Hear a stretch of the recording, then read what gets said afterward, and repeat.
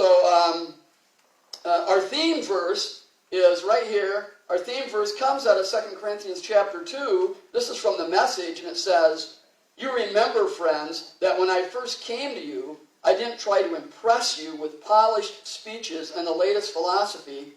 I deliberately kept it plain and simple. First Jesus and who he is, then Jesus and what he did, Jesus crucified." See, a lot of people have some distorted views about God and Jesus. There's traditions, there's paintings, there's pictures. You know, if you look at our message bumper that plays just before I preach, it kind of shows that. But this series, we're just keeping it really, really simple. Last week, I shared with you and showed you how Jesus is the miracle worker. Today, he is my shepherd.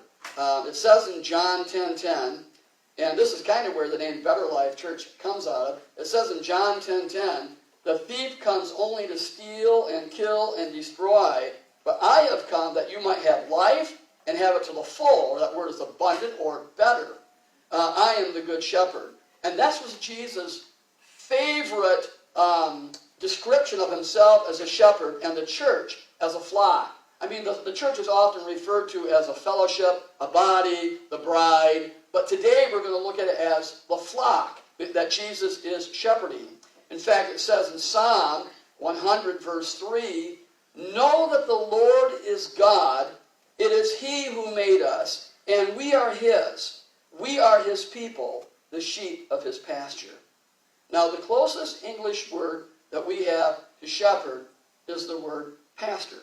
In fact, in the Greek, in Ephesians 4, where it talks about pastor teachers, that word is poimen, and it means shepherd. All right?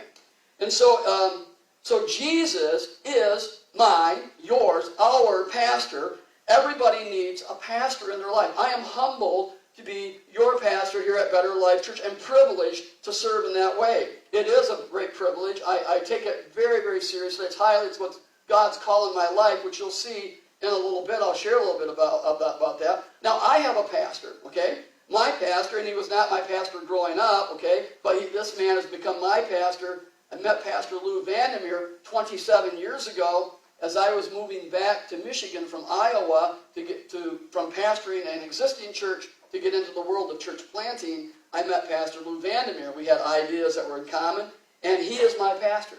We had a great friend. He's a great mentor. And so Pastor Lou, if you watch this later on, thank you so much. We'll see you Thursday. But he is one of our overseer pastors here. He pastors New Community Church in Grand Rapids, and a very nice church on Dean Lake Road. They have 3 services, a lot of people, and he's just been a good friend, and I'm humbled to have him as my friend and pastor, also humbled to be your pastor. But we also need, as our pastor and shepherd, when our earthly pastor and shepherd can't fill the bill, we need Jesus to be our pastor and our shepherd. And he's there. Jesus is our pastor, shepherd, 24/7. Okay? So when I let you down, or when other pastors let you down, Jesus never lets you down, because he is your shepherd 24/7. It says in 1 Peter chapter 5, Peter writes this,